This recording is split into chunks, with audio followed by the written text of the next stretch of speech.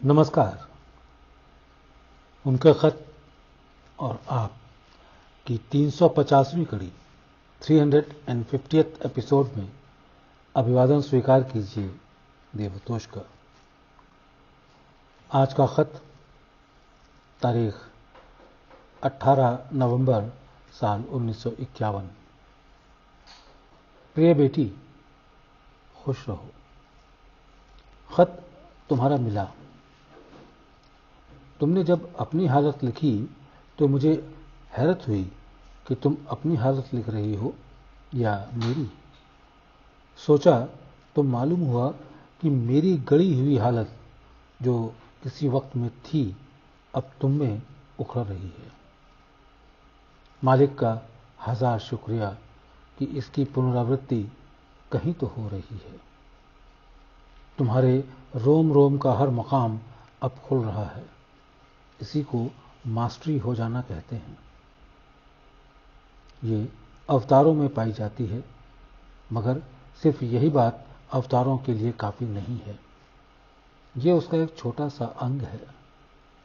हर रोम रोम पर प्रभुत्व कृष्ण जी महाराज को था, मगर अफसोस ये है कि हमारे रामचंद्र जी महाराज भी अवतार थे, मगर उनमें ये चीज नहीं थी।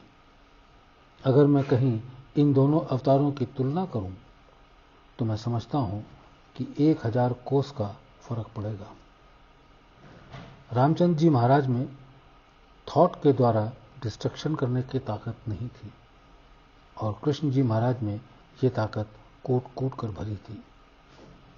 एक बात मैं अजीब लिखता हूं कि कृष्ण जी महाराज को अपने जिस्म का भान न था और रामचंद्र जी महाराज को यह हालत नहीं थी। हम लोग कृष्ण जी महाराज की पैरवी करते हैं। यही वजह है कि उसी निस्बत से हमारी लय अवस्था आती है। मैंने पिछले खत में जीवन मोक्ष के बारे में कुछ लिखा था कि उसका तलछट तुम में कुछ आ चुका है, अब उससे और एडवांस हो गया। ईश्वर ने चाहा तो उस हालत का मजा चखोगी। एक गांठ मालूम होती है, उसके टूटने से यह हालत ईश्वर ने चाहा तो पैदा हो जाएगी। और न जाने क्या बात है कि तुम्हारे लिए इस गांठ को तोड़ने की अपनी ताकत से तबीयत नहीं चाहती।